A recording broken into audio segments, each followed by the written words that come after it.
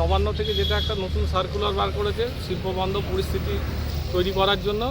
আজকে বহুদিন আগে থেকেই দুর্গাপুরে বিভিন্ন জায়গায় এবং আসানসোলে বিভিন্ন জায়গায় ইউনিয়ন অফিসগুলো গেট থেকে করার চেষ্টা করা হয়েছে। এবার শিল্পবান্ধব পরিস্থিতি তৈরি করার জন্য ইউনিয়ন অফিসগুলোকে গেটে আক্রান্ত হচ্ছে, সেটা তো নিয়ে আমাদের তীব্র বিরোধিতা আছে।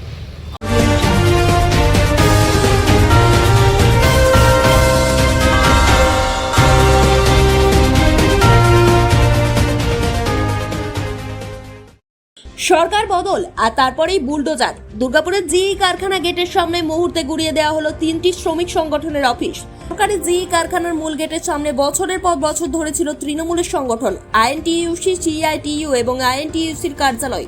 মঙ্গলবার বৃষ্টি ভেজা সকালে সেখানে হাজির হয় নতুন সরকারের বুলডোজার।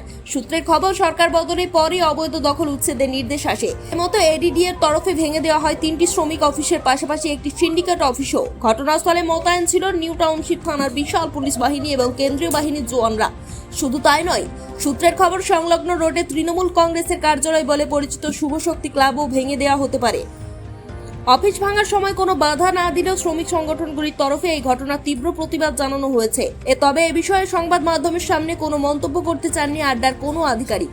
সরকার বদলের পর দুর্গাপুরের রাজনীতি কোন দিকে যাচ্ছে, আপনাদের মতামত কমেন্টে জানান।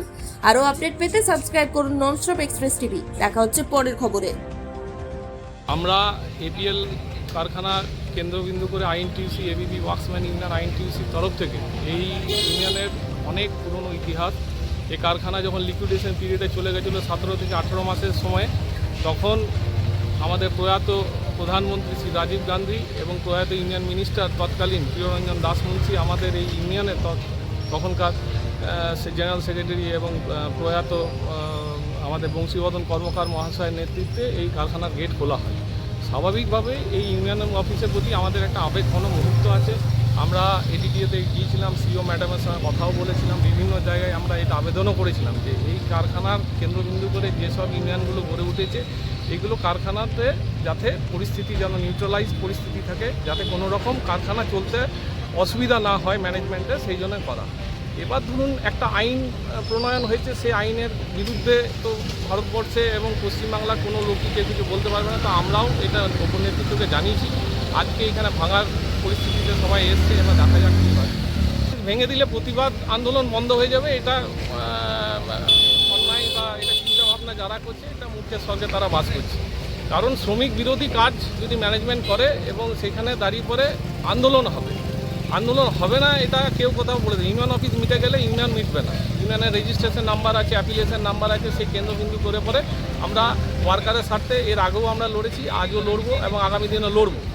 ইউনিয়ন অফিসটাকে নিয়ে পরে একটা আমাদের আবেগের ব্যাপার, তো সেইখানে দাঁড়িয়ে পরে এখানে 10টার সময় টিফিন টাইমে আসে, সন্ধ্যেবেলায় 6টার সময় টিফিন আওয়ার্সে সবাই আসে, শ্রমিকরা নিজেদের সুবিধা অসুবিধা নিয়ে আলোচনা করে। এবার সেই আলোচনা এইখানে একটা সংগঠিতভাবে করতে দিতে চাইছে না। কীভাবে করা যায় দেখা যায়, আগামী দিনে সেরকমভাবে করা হবে। আপনাদের আমাদের নোটিশ দেয় কিছুদিন আগে এডিডিএ, আমরা তারপরে এডিডিএর কাছেও যাই। যে পার্টি অফিসটা দেখছেন এটা 1979 সালে তৈরি, জ্যোতি বসু প্রথম সভাপতি। এখন এটা সত্যি কথা, আনঅথরাইজ জায়গায় শ্রমজীবী মানুষরা তখন এখানে রেস্ট নেওয়ার জন্য, এখানে হচ্ছে যে কাজের পরে একটুখানি সময় অতিবাহিত করার জন্য, টিফিনের জন্য অনেক কষ্ট করে বানিয়েছে। এখন 49 বছর ধরে কোনো অসুবিধা, কোনো প্রতিবন্ধকতা দেখা যায়। এই নতুন সরকার নবান্নের অর্ডার ইত্যাদির কথা হচ্ছে যে প্রশাসনিক মহল থেকে আমাদেরকে বলেছে, আমরা এডিডিএতেও চিঠি করেছি, আমরা পুরো ইতিহাস লিখেছি। এখন শ্রমজীবী মানুষদের বিভক্ত করে দেওয়া হয়েছে। এখন এই সময় মুভমেন্টের মানসিকতা থেকেও মানুষকে বিচ্ছিন্ন করছে।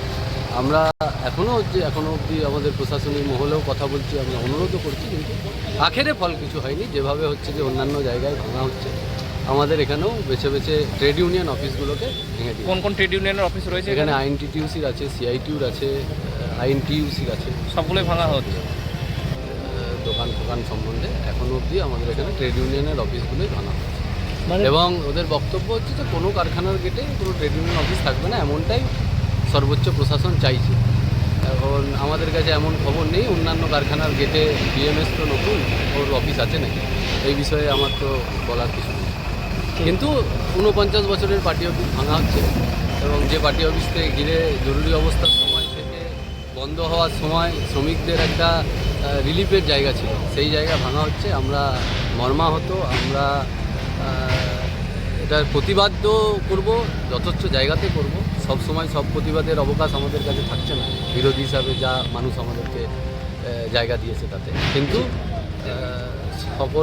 সবারও সমান নাই যায় সব সময়, এটা সকলের মনে রাখা প্রয়োজন। আপনার নাম? কোনো অফিসই কোনো অফিসই কোথাও থাকবে না, এটা পরিষ্কার করা আছে। কিন্তু এখানে ব্যাপার হয়ে গেছে, এনাদের মাথায় এটা ব্যামো একটা তৈরি হয়েছে যে ওনাদের অফিস আছে এবং ওনাদের অফিসটা সারা জীবন থাকবে। কিন্তু মুখ্যমন্ত্রী মাননীয় শুভেন্দু অধিকারী মহাশয় আগেই ক্লিয়ার করে দিয়েছিলেন যে প্ল্যান্টের বাইরে কোনো রকম অফিস থাকতে দেওয়া যাবে না। যেখান থেকে তোলাবাজির ঘটনা ঘটতো, যেখান থেকে ভয় দেখানোর ঘটনা ঘটতো, এইসব তোলাবাজি এবং ভয় দেখানোর যে অফিসগুলো থেকে ঘটনা ঘটতো, সেই অফিস এখানে রাখা যাবে না। নোটিশ দেওয়া হয়েছিল, তাও সরায়নি, তাই ডেমোলিশ করে দেওয়া হয়েছে।